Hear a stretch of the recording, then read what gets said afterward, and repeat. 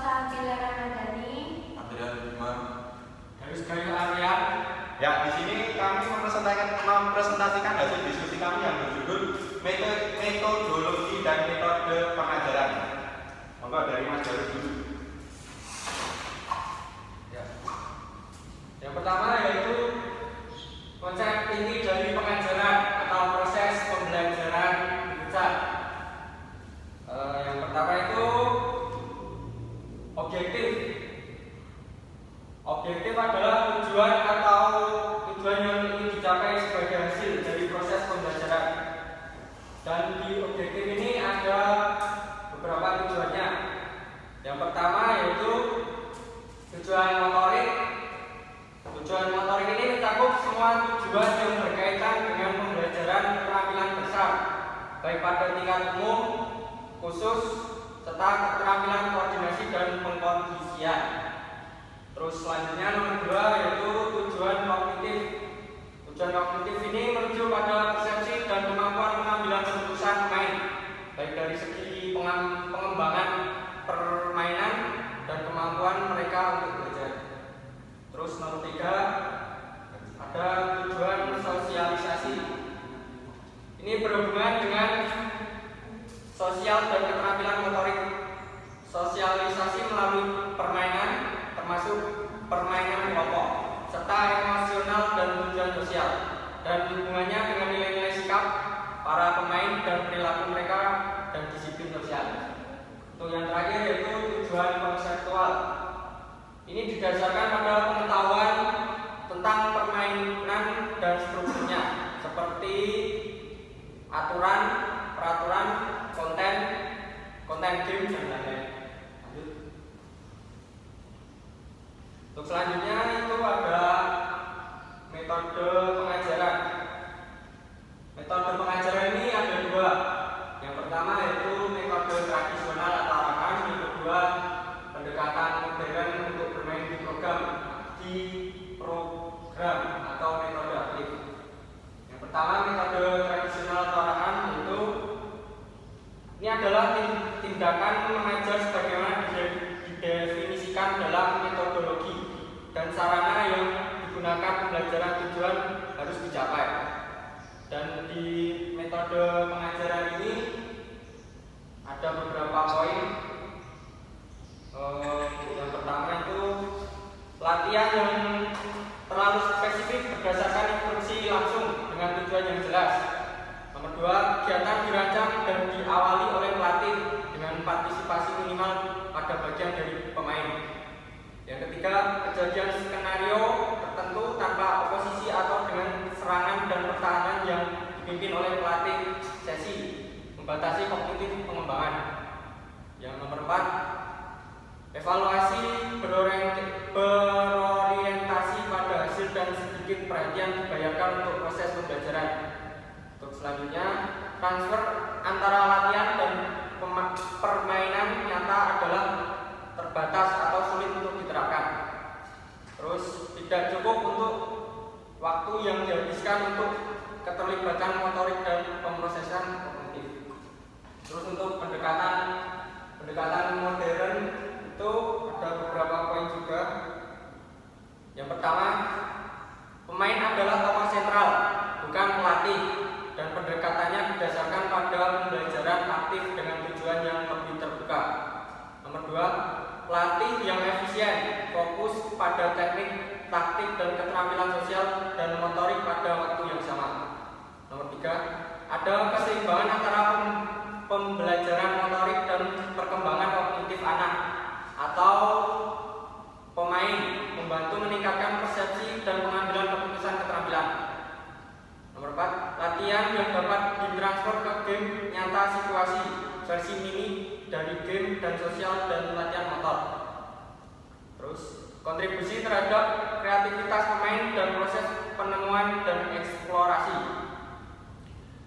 Nomor 5, waktu digunakan secara efektif dengan motor yang lebih besar dan keterlibatan kognitif dicapai dalam semua latihan. Nomor 6, motivasi dan penguatan positif sebagai hasil penemuan dan pemecahan masalah. Nomor 7, perhatian yang tepat diberikan pada efek persaingan sejak awal. Nomor 8, evaluasi berkelanjutan dengan perhatian besar dibayar dengan proses pelatihan. Untuk selanjutnya, next. Ini ada aspek yang perlu diingat dalam proses belajar mengajar, yaitu ada 3 dasar. Yang pertama itu pemain, karakteristik dan kemampuan, terus struktur futsal, terus pelatih, metode pengajaran dan teknik. Itu bagaimana cara melatihnya kita, terus apa yang harus dilatih. Terus itu belajar level awal, waktu yang dihabiskan untuk bermain futsal, pengembangan koordinasi dan keterampilan bersyarat ditransfer ke permainan nyata, latihan olahraga kompetisi. Terus ini pengajarannya fase pengembangan, tujuan dan konten manajemen, tim kriteria, metodologis, evaluasi. Terus ini pengembangan pengajaran atau pelatihannya, pengetahuan tentang game, pengembangan profesional, perencanaan, pemrograman. Next. Mungkin itu saja dari saya, akan dilanjut oleh Mas Andri. Ya, baik. Untuk yang kedua ini adalah sesi pelatihan. Tujuan yang kami tetapkan hanya dapat dicapai dengan organisasi yang tepat. Tanpa itu, sesi akan menjadi waktu yang tidak teratur dan berguna hilang dalam proses pembelajaran. Untuk pertama dari sesi pelatihan itu prinsip dasar.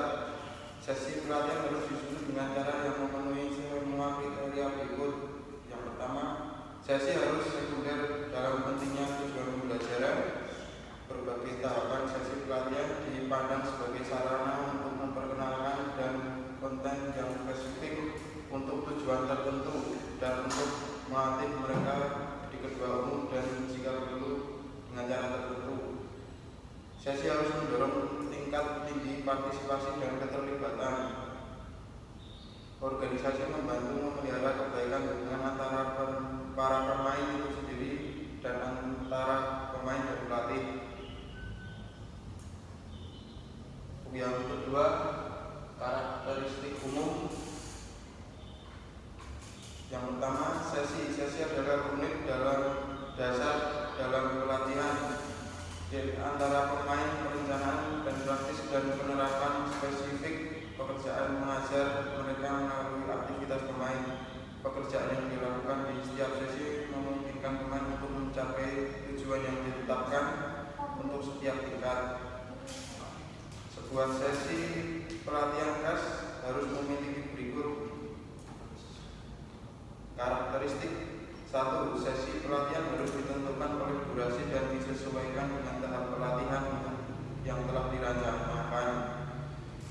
2. Sesi pelatihan adalah hubungan antara rencana dan apa yang diimplementasikan dalam mendesain sesi. Oleh karena itu, kita harus menerapkan pendekatan pengajaran yang diadopsi sebelumnya, sementara juga cukup fleksibel untuk mengatasi setiap variasi atau perubahan dapat diungkapkan selama proses pembelajaran. Sesi dan latihan yang dilakukan selama setiap sesi berisi sumber tak terbatas informasi yang memungkinkan banyak kesimpulan dan penilaian yang harus dilakukan. Hal ini pada gilirannya memungkinkan kami untuk meningkatkan kegiatan dan meningkatkan dampak pada pembelajaran. Yang ketiga, struktur sesi yang dibagi menjadi 4. Yang pertama, bagian pertama atau pemanasan. Yang kedua, bagian pertama atau fase pengembangan. Yang ketiga, bagian akhir atau tahap pemanasan. Dan keempat, manajemen waktu efektif dan organisasi. Bagian pertama atau fase pemanasan. Pertama-tama penting untuk mengatur semua materi yang tersedia dan sumber daya metodologis dan mulai dengan menginformasikan pemain tujuan. Kami berharap untuk mencapai dalam sesi konten dan secara umum setiap pedagogis, korektif, evaluasi penugasan, tugas dan sebagainya.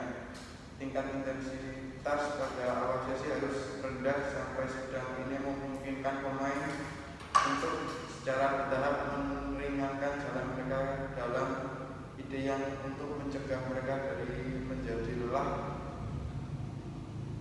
Poin pentingnya, informasi awal sajikan tujuan dan konten sesi, beradaptasi dengan lingkungan dan sumber daya yang tersedia. Yang kedua, bagian utama atau fase pengembangan. Bagian utama sesi konten bekerja dengan cara yang lebih spesifik. Poin pentingnya, durasi tergantung pada kelompok usia 35-40 menit untuk usia 8 sampai 9, 10 sampai 11, 12 dan seterusnya. Mereka harus spesifik dan disesuaikan dengan jadwal pelatihan. Prinsip semakin meningkatkan kesulitan dalam hal pengajaran dan pembelajaran konten. Bagian yang ketiga, bagian akhir atau tahap pemanasan. Pada bagian akhir dari sesi terdiri dari latihan yang direncanakan untuk membantu pemulihan detak jantung dan fungsional pemulihan. Bagian ini biasanya mencakup peregangan, fleksibilitas, dan latihan elastisitas. Poin pentingnya yaitu warm downs harus berlangsung antara 10 dan selama 15 menit. Detak jantung harus diizinkan untuk kembali secara bertahap untuk tingkat istirahat normal. Yang keempat, manajemen waktu efektif dan organisasi. Waktu pelatihan dan dapat bervariasi dari satu tim ke lain. Hal ini dapat disebabkan oleh sejumlah faktor. Sebagai pelatih kita harus memprioritaskan waktu yang tersedia untuk kami membantu penggunaan maksimal itu. Strategi untuk memaksimalkan penggunaan waktu yang tersedia. Siapkan sesi dan konten dengan benar. Mengadopsi terorganisir dan disiplin. Memperbaiki prosedur untuk mengatur dan menempatkan peralatan yang jauh agar dapat meningkatkan waktu sesi.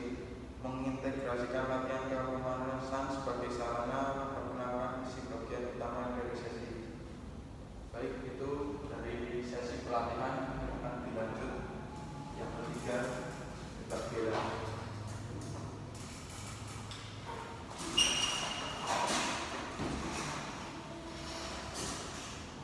Merancang latihan atau eksekusi. Faktor-faktor pelaksanaan organisasi harus dipertimbangkan ketika memilih kegiatan untuk dimasukkan dalam latihan sesi pelatihan. Tipe drill, fisik, teknis, taktis, terintegrasi, kognitif, permainan nyata, disederhanakan, dimodifikasi, bersyarat. Konten dan instruksi pelatih, peralatan dan sumber daya yang dibutuhkan, intensitas volume latihan dan beban kerja, waktu keterlibatan motorik selama latihan, waktu pemulihan, baik selama latihan itu sendiri, jumlah pemain yang ikut latihan, ruang permainan atau aksi, evaluasi kinerja hasil, tingkat kompetensi atau oposisi dalam latihan. Tidak ada oposisi pasif, oposisi aktif, oposisi kondisional.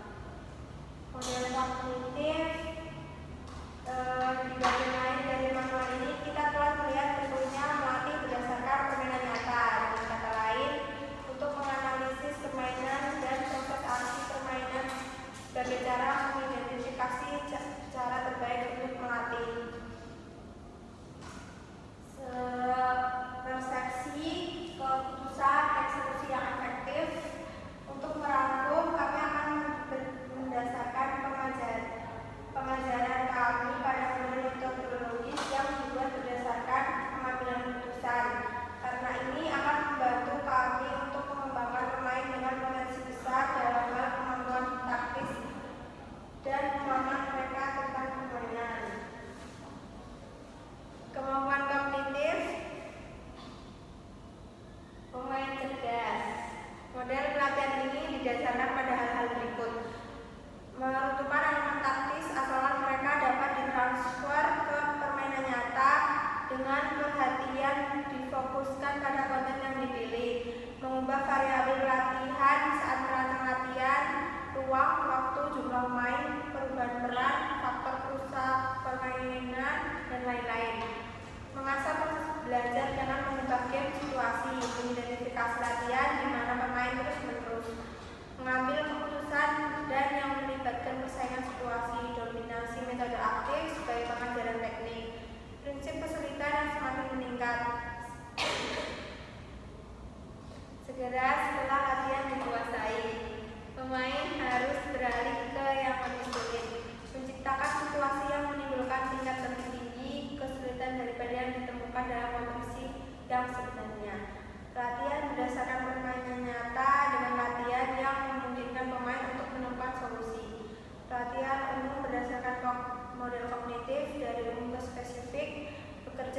berdasarkan komponen taktis dengan pengembangan individu, kelompok kecil dan tim taktis, analisis situasi permainan dengan pemain. Variabel dalam merancang latihan. Saat merancang latihan, kami memiliki akses ke banyak alat atau variabel yang dapat kita gunakan untuk memodifikasi permainan dan pengambilan keputusan pemain. Semua dengan tujuan beradaptasi sebanyak mungkin dengan konten yang kita inginkan untuk bekerja dan untuk tujuan pelatihan aktivitas.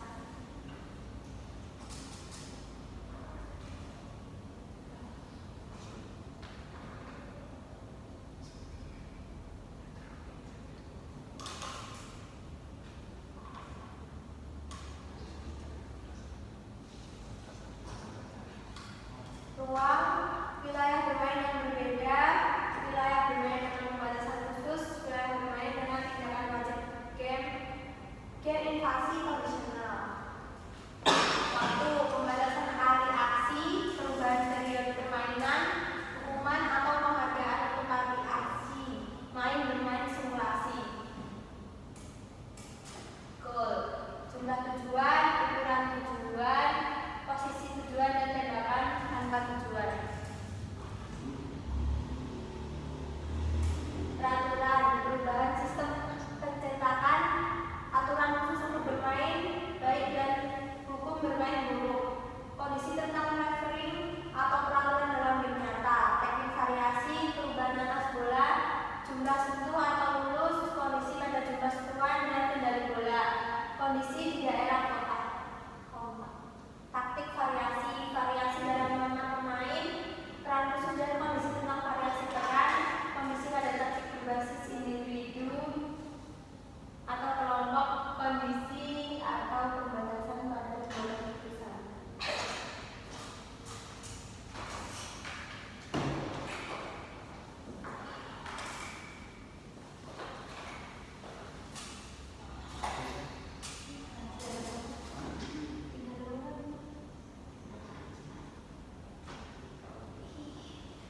Ya, selanjutnya di pelatihan gaya. Pelatihan gaya sendiri terbagi menjadi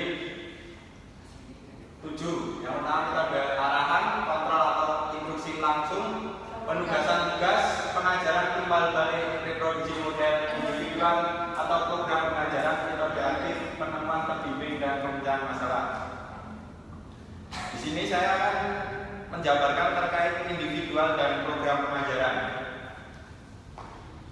Di individual program atau program pengajaran sendiri adalah pilihan metodologis yang dapat diterapkan dalam situasi ketika seorang pemain harus bekerja di level yang berbeda dengan rekan setim lainnya, sehingga tingkat pembelajaran khusus mereka dapat dibawa sejalan dengan keterampilan pemula mereka, kecepatan belajar, tujuan program individual dan beban kerja yang paling cocok dengan kondisi fisik mereka dan lain-lain. Tujuannya menggunakan metode ini untuk mempromosikan pembelajaran dan memisahkan pemain dari satu sama lain. Kita butuh untuk membuat perbedaan yang jelas antara individual mengajar dan mengejar satu-satu, di mana pelatih mengajarkan pemain tunggal. Jenis metode ini harus diterapkan secara heterogen kelompok dalam kategori pemuda, karena dalam satu kelompok anak-anak sering ada variasi dalam hal perkembangan motorik, kemampuan kognitif awal, dan langkah belajar. Inilah mengapa kita harus sesekali menggunakan metode ini untuk meningkatkan kecepatan yang dipelajari pemain tertentu meskipun bersifat individual. Yang selanjutnya saya akan menjabarkan terkait dengan metode aktif. Di metode aktif sendiri adalah aktif dan induktif metode pengajaran di mana pemain dipandu masuk pembelajaran mereka berdasarkan kreativitas mereka sendiri dan kemampuan mereka untuk mengeksplorasi. Pemainnya tidak mempunyai jawaban atau solusi yang ditawarkan, bukannya mereka diberikan informasi kapan mereka membutuhkannya untuk memudahkan pencarian mereka untuk mencari solusi. Pemain bertindak dengan banyak fleksibilitas meskipun dibantu dalam hal ini oleh kondisi yang dibuat oleh guru. Di bawahnya adalah karakteristik utama dan struktur prosedural dari penemuan terbimbing dalam hal mengorganisir, melaksanakan, dan mengevaluasi sesi. Yang pertama, titik awal adalah kreativitas pemain dan kemampuan menjelajah. Yang kedua, melibatkan pemain yang bermain aktif, kognitif, peran dalam pembelajaran mereka sendiri. Yang ketiga, ada hubungan khusus antara pelatih dan pemain dengan masalah proses sebelumnya. Untuk yang terakhir, itu menyelesaikan dan campur tangan untuk menawarkan saran dan bimbingan tanpa memberikan jawabannya.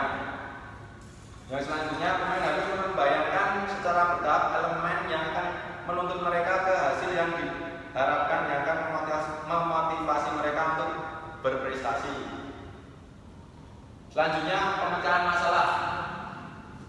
Pemecahan masalah adalah metode pengajaran aktif, itu melibatkan pemain pada level kognitif, tempat lebih besar penekanan dan permainan pemain dalam pengajaran atau proses pembelajaran, dan mendorong pengambilan keputusan dan kesadaran taktis yang lebih besar.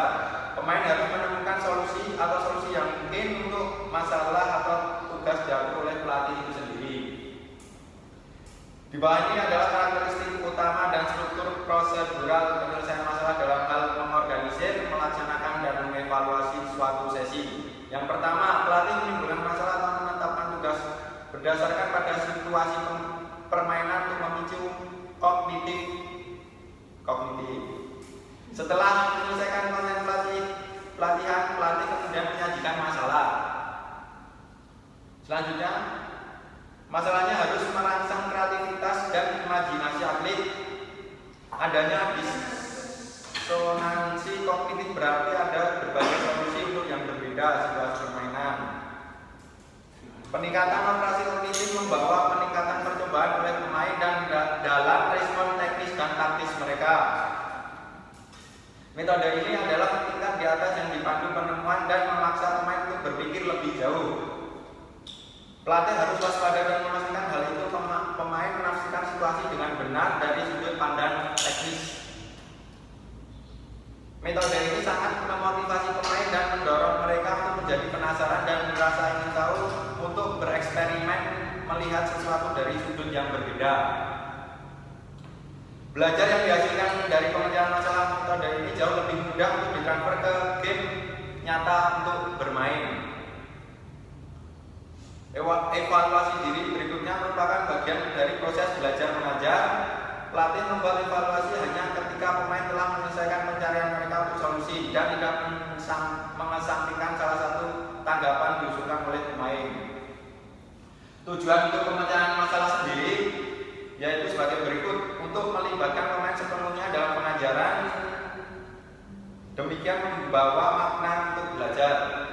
Yang kedua, untuk mengembangkan kemampuan kognitif dan pemain pengambilan keputusan saat dihadapkan dengan beragam dan mengubah situasi permainan. Yang ketiga, untuk menyesuaikan proses belajar dengan pemain kemampuan masing-masing. Yang keempat, untuk meningkatkan kemampuan pemain untuk menganalisis dan memahami logika internal permainan. Ya, ini slide terakhir, yaitu terima kasih. Ya, sekian presentasi dari kelompok PJKRE 1 atas